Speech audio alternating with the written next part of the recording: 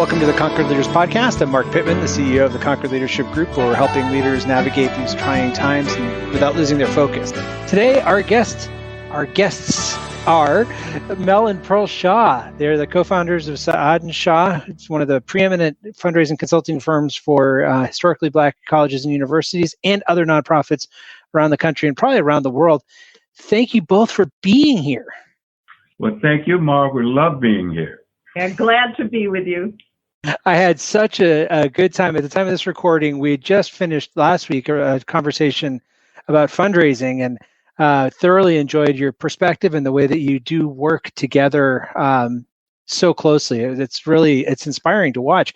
Did you come by that choice naturally? We are a husband and wife team. Oh. And we each had our own businesses, and then we merged them. So I think that we have complementary styles, and then we just have a natural ability to click. But we have different content areas and different strengths, which I think really makes for good working together. I know you were both leaders before, and your own efforts before 2004 when you co-founded Saad&Shaw.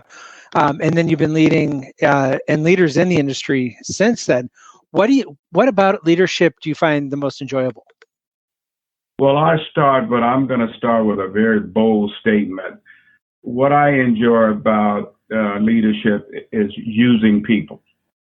And now I want to clean that up, Mark, by saying the key part for me is the utilization of people who are skillful, who's focused in the same directions that you are, who has the talent and resources to help you perpetuate your goals and vision.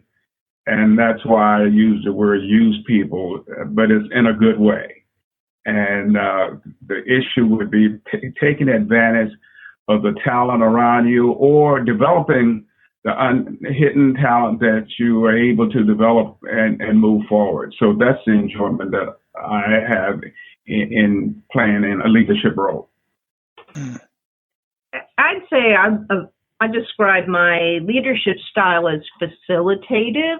So I really see my role as bringing people together to help them do their best. So it's more of a quote, I guess the quote we heard in the past years is lead from behind, but I think that's a very strong position to be in, that of encouraging others, providing them with the tool sets, removing obstacles, and helping people understand what are we trying to achieve and how can we work together to achieve that. Wow. Yeah. And that's really interesting because when you say leading from behind and what are we trying to achieve, there seems like there's more patience built into the process. I know a lot of leaders that are so set on what they already know what they're trying to achieve that they forget to build consensus. Right. And that's the good part about when you're in that role. If you can get buy-in and people buy into your program and move it and take ownership of it, then you feel like you've done your job. And I think that whole process of building consensus is actually the hardest part of leadership. It's the hardest part of anything. I mean, we're all full of good ideas, how to go from A to B, but how do we work together? So yes, you can use an authoritative style, okay, we got to get this done. You might leave the best thinking on the table because you're using an authoritarian, let's get this done. This is the deadline. You do this. It's your job. Shut up and like it. That only goes so far. So if you want to build a culture where people have ownership and they're actually applying their creativity and they're bringing their unique skills, their strongest skills to the job, you need to take that time to build consensus and to sustain it and to allow for different competing voices to be heard. So maybe your first thought isn't going to be what actually happens, but people are actually moving where they need to go. Wow, there's so much there to unpack, and that sounds like that was built on experience. So, I love to ask guests a time where they tried to do something and it didn't work out or it failed. Have you experienced that with building consensus, or did you have a different example in mind that you wanted to share? Oh, we could go on and on, Mark, about things that we put on the table that did not work out. And I think we experience that every day, all day. But hopefully, at the end, that the burden does not always rest on you as the leader, that it's a combination of things. And hopefully, at the end of the day, those who were involved will say, we all had a hand in either making it work and going forward, or we just did not have the resources or the will or the power to move forward. So my worry is, one person carrying the burden, whether you win or lose, but it's a shared experience. And so when you do fail, it's not so much of a burden by yourself. I know I've gone around the world on that, but again, it's a shared proposition, both winning or losing. Now, I want to just piggyback on what Melvin said. And with that, like when we're working and we're prepping for a meeting, we always have, he drills it into us. What's the plan A? What's plan B? What's plan C? So having a plan isn't enough. It's what are the backup plans and the backup to the backup, so that if you find yourself facing obstacles, which is life, we're kind of used to it, that you have something else to put on the table, another way to get to a similar or perhaps even more valuable place.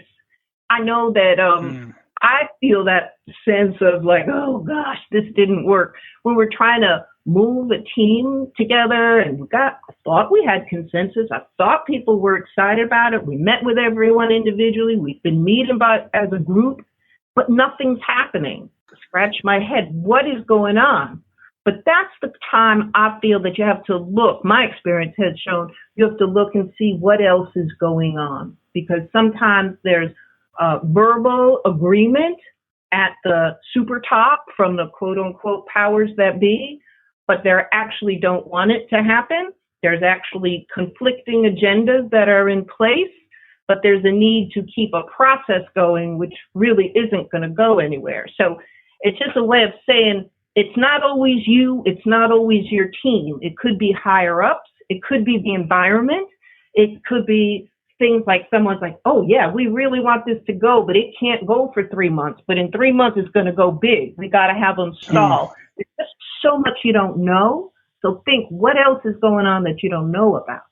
And Mark, just to piggyback on Pearl, what we have tried to do, first of all, to know the players, both professionally and personally, to when we do put an idea on the table, we pretty much know what will work for them individually and what will work for them collectively.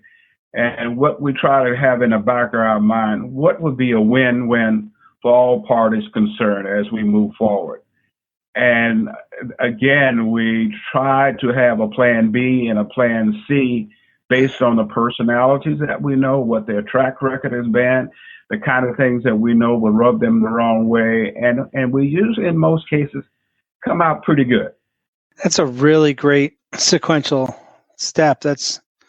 That keeping a process going reminds me, and Pearl, you're mentioning of keeping a process going just to keep it going. And Mel, you're saying that not all the success has to fall on one person.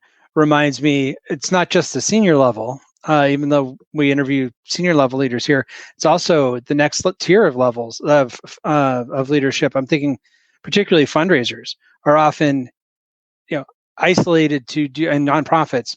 They're the ones that are just burdened with carrying the entire load of fundraising for the organization. And if it fails, it's not a shared ownership. It's that one person or that one department's problem. Well, in our business, Mark, as it relates to nonprofits, we feel that the volunteers, any project, in most cases, most projects should be volunteer-led versus staff-driven. And we spend a lot of our time just trying to figure out what can we do to motivate that nonprofit leader, give them the maximum exposure, and let them get all of the credit. And if you're not in a position that you have to be a part of the spotlight, you're in the wrong business. And it's one of those it's one of those situations where it's known for its abundance of disappointment and few successes.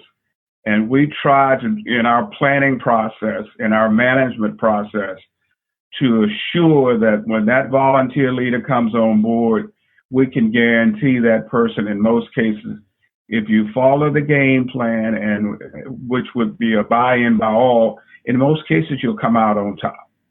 Yeah, I think that whole situation where the fundraiser has to bear all the burden, you can just mark it up from the very beginning that even if you meet your fundraising goal, you will have failed. Because if you can meet your fundraising goal by just depending on a couple of staff people, then you did not raise the money that you could have. Because no matter how good a fundraising professional is, that's their job to raise money. And peer-to-peer fundraising that is supported by staff is the most effective. So you can tell from the beginning whether or not you'll have a go or no go just by how do you define who's quote unquote responsible. That is gold. Wow. That's really good. And I love your reminder about volunteer-led versus staff-driven, because that, when I first got into fundraising back 25 years ago, Dave Dunlop was a speaker at a conference I went to, and he, over subsequent years, made me promise multiple times. I got to be his chauffeur and do some other stuff, but he made me promise to, whatever I did in fundraising, to make sure it was always accessible to volunteers, because they were going to be with the organizations longer. He was really concerned in the 90s about this drive to keep it being staff-driven, increasingly staff-driven. He didn't think that was good for the organizations that were doing the fundraising that way.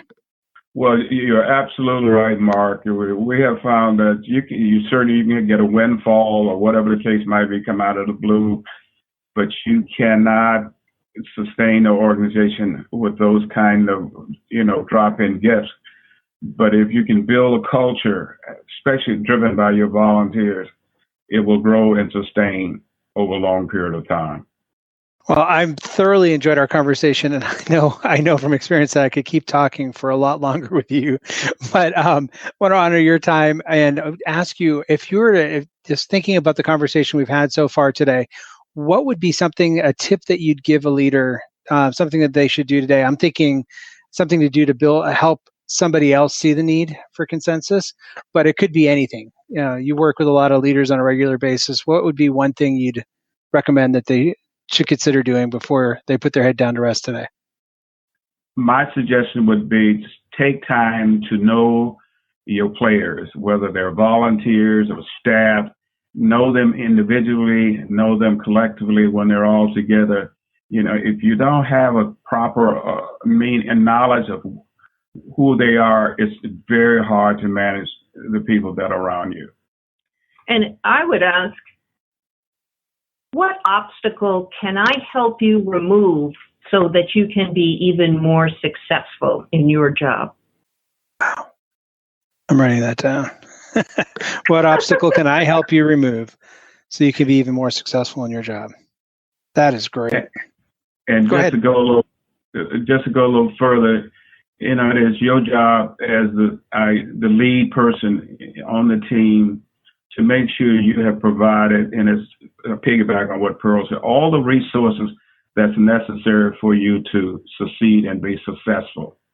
And then define what does success mean to that individual or the people that you're leading, because that can get crazy at times too. So stop and ask them, what does success mean for you as it relates to what we're doing? Because it's not what you think it is usually. And it's often stuff that's easier to provide than you might expect. That's really good. Right, because everybody goes immediately say, well, I just need an extra paycheck, or I want an increase in my salary, but that's not always the case. No, that's so true. Well, thank you both so much. I know people are going to want to learn more about you, and I know you've written a number of books that they're helping people all over as well. Where can they find more information about Saad&Shaw?